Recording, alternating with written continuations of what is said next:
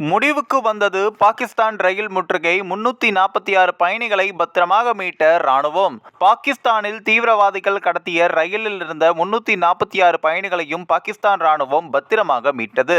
பாகிஸ்தான் ராணுவம் பலுசிஸ்தான் மாகாணத்தில் தீவிரவாதிகளால் கடத்தப்பட்ட ரயிலில் இருந்த 346 பயணிகளையும் பத்திரமாக மீட்டது. இந்த நடவடிக்கைகள் 33 தீவிரவாதிகள் கொல்லப்பட்டனர். 27 ராணுவ வீரர்கள் மற்றும் ஒரு ராணுவ அதிகாரி உயிரிழந்தனர்.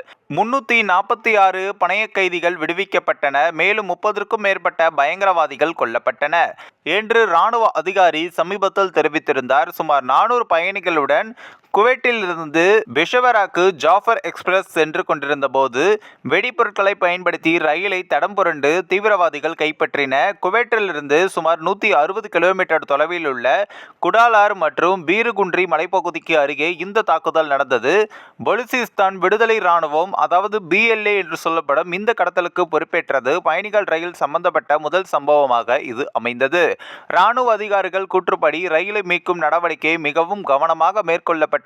ஏனெனில் தீவிரவாதிகள் பெண்கள் மற்றும் குழந்தைகளை மனித கேடயங்களாக பயன்படுத்தினர். ராணுவ நடவடிக்கையின் இறுதி கட்டத்திற்கு முன்பு 190க்கும் மேற்பட்ட பயணிகள் ஆரம்பத்தில் மீட்கப்பட்டனர். மீதமுள்ள பணைய கைதிகளுடைய பாதுகாப்பான வெளியேற்றம் உறுதி செய்யப்பட்டது. காயமடைந்த பயணிகள் சிலர் மருத்துவ சிகிச்சைக்காக மருத்துவமனைக்கும் கொண்டு செல்லப்பட்டனர்.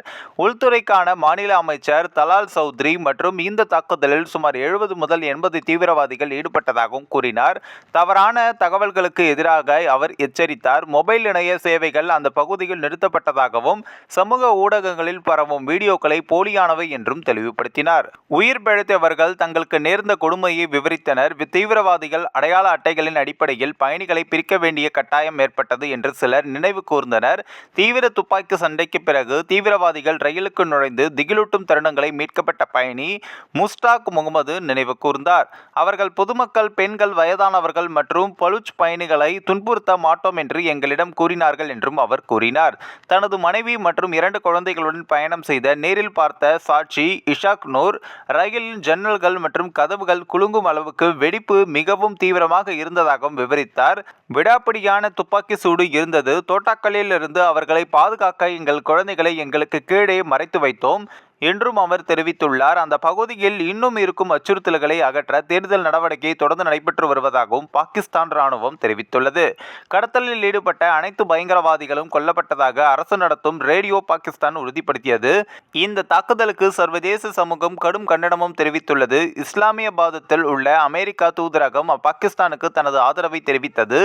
இந்த சம்பவத்தை திகிலூட்டும் செயல் என்று அழைத்தது மற்றும் பாதிக்கப்பட்டவர்களுக்கு இரங்கல் தெரிவித்தது. ஐரோப்பிய ஒன்றியத்தின் பாகிஸ்தான் தூதர் ரீனா கியோங்காவும் இந்த தாக்குதலை கண்டித்தார். பணைய கைதிகள் உடனடியாக விடுவிக்க கோரினர். பல ஆண்டுகளாக பலுசிஸ்தான் கிளர்ச்சியின் மையமாக இருந்து வருகிறது. BLA போன்ற பிரிவினைவாத குழுக்கள் இஸ்லாமாபாத்தால் மாகாணத்தின் கனிம வளங்கள் சுரண்டப்படுவதாக கூறி அதிக சுயாட்சி அல்லது சுதந்திரம் கோருகின்றனர். கடந்த ஆண்டில் மாகாணத்தில் பயங்கரவாத தாக்குதல்களை அதிகரித்துள்ளனர். கிளர்ச்சியாளர்கள் பாதுகாப்பு படைகள் மற்றும் உள்கட்டமைப்பு திட்டங்களை அடிக்கடி குறிவைத்தும் வருகின்றனர். இதில் $60 பில்லியன் சீனா பாகிஸ்தான் பொருளாதார வழித்தடத்துடன் CPEC தொடர்புடையவை அடங்கும்.